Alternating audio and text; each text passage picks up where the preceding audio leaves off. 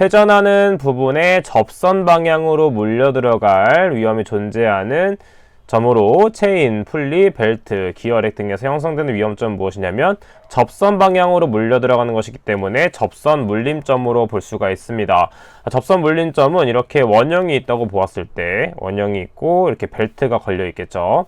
자, 이런 식으로 벨트가 걸려 있을 때 이 안쪽 접선 방향으로 물려 들어가는 것이 접선 물림점이라고 볼 수 있겠고, 일반적으로 이 벨트 사이에 있는 부분이나 그 다음에 벨트의 위쪽에 있는 고정 부분에 대해서 발생되는 위험점은 끼임점으로 볼 수가 있습니다. 따라서 필기에서는 이렇게 글로 나와 있기 때문에 충분히 구분할 수 있지만 작업형에서는 눈으로 보고 파악해야 되기 때문에 이 끼임점과 접선 물림점을 잘 비교해서 정리를 해주시면 되겠습니다.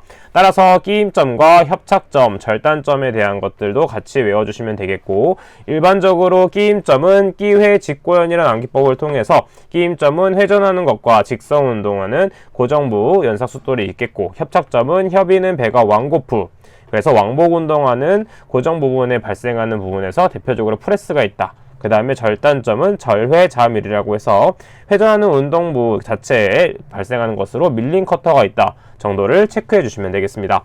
43번 문제 보도록 하겠습니다. 프레스기의 비상정지 스위치 작동 후 슬라이드가 하사점까지 도달 시간이 0.15초 걸렸다면 양수기동식 방호장치의 안전길이는 최소 몇 밀리미터 이상이어야 되는가? 자, 안전거리 공식을 알고 있다면 우리는 충분히 풀어낼 수 있습니다. 자, 안전거리 공식 D는 무엇이냐면 1600 곱하기 TM이 되겠고, 이때 나오는 단위는 밀리미터 단위로 나오게 되는데 이때 대입하는 것은 초 단위로 대입해줘야 된다라는 걸 알 수가 있습니다. 만약에 초 단위가 아닐 경우에는 이때는 1600이 아니겠죠. 자, 그래서 TM을 먼저 구해줘야 되기 때문에 TM을 보도록 하면 TM은 지금 문제에서 0.15초로 주어져 있습니다.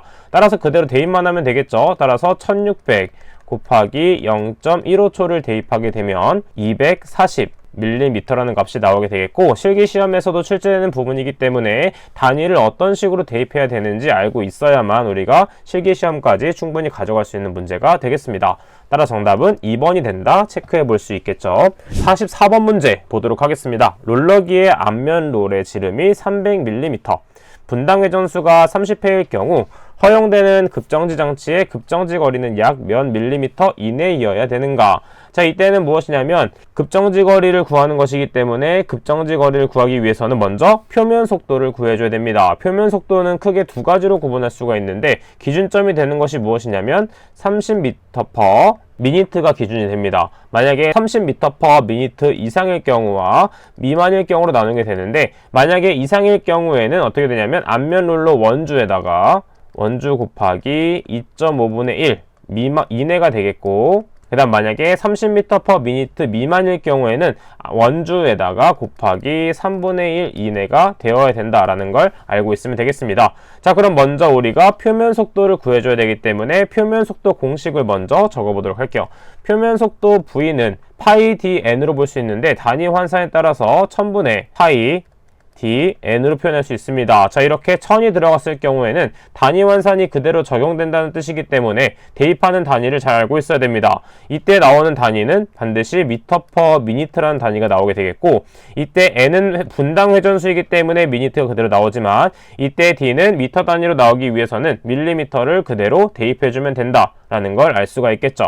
따라서 그대로 대입을 하게 되면 1000분의 파이는 그대로 대입하는 값 곱하기 지름이 300으로 줘져 있죠. 300 곱하기 회전수 30을 대입해주면 됩니다. 계산기에 그대로 대입을 하게 되면 28.27 m/min라는 값이 나오게 되겠죠. 자, 지금 기준점을 보도록 하면 30m/min보다 낮은 값을 알 수 있습니다. 따라서 미만에 적용해야 된다라는 걸 알 수 있겠죠. 자, 그럼 두 번째 단계인 우리가 급정지 거리를 구해보도록 하면 먼저 원주를 구하는 것은 원주는 파이 d라고 볼 수가 있습니다. 따라서 3분의 1 곱한 것 이내이기 때문에 파이 곱하기 300mm 곱하기 3분의 1 이내가 된다. 자, 이때 계산기에 그대로 대입을 하게 되면 몇이 되냐면 314.16mm 이내가 됩니다. 따라서 정답은 소수점을 제외한 부분인 4번 314가 된다라는 걸 알 수 있겠고, 해당 부분도 마찬가지로 실기시험에서도 계속 출제되는 부분이기 때문에 푸는 방법을 정확히 파악해서 끝까지 가져가시는 걸 추천드리도록 하겠습니다. 47번 문제 보도록 하겠습니다. 크레인에서 건가방지장치 달기구 윗면이 건상장치의 아랫면과 접촉할 우려가 있는 경우에 몇 cm 이상 간격이 되도록 조정해야 되는가? 해당 부분은 법령에 있는 것이기 때문에 수치를 그대로 암기해줘야 되고, 법령에서는 몇으로 주어지냐면 0.25m로 주어집니다. 근데 지금 물어보는 것은 센티미터로 주어져 있기 때문에 우리가 1m는 100cm라는 걸 알 수가 있습니다. 따라서 센티미터로 환산하기 위해서는 1cm는 0.01m가 되는 것이고, 그래서 이제 미터를 다시 센치로 바꾸기 위해서는 100을 곱해줘야 된다는 걸 알 수 있습니다. 따라서 0.25m는 25cm가 된다라는 걸 알 수 있겠죠. 따라서 정답은 1번이 된다 체크해 볼 수 있습니다. 50번 문제 보도록 하겠습니다. 자, 50번 문제, 단면적이 1800mm 제곱인 알루미늄 봉의 파괴 강도는 70MPa로 주어져 있습니다. 자, 안전율을 2로 하였을 때 최대 하중을 구하는 문제가 되겠네요. 자, 먼저 안전율 공식을 알고 있다면 우리는 충분히 풀어낼 수 있고, 나머지는 단위 환산을 하는 방법만 알고 있으면 됩니다. 자, 안전율은 어떻게 구할 수 있냐면 최대 사용 하중분의 그 다음에 파괴 하중이 됩니다.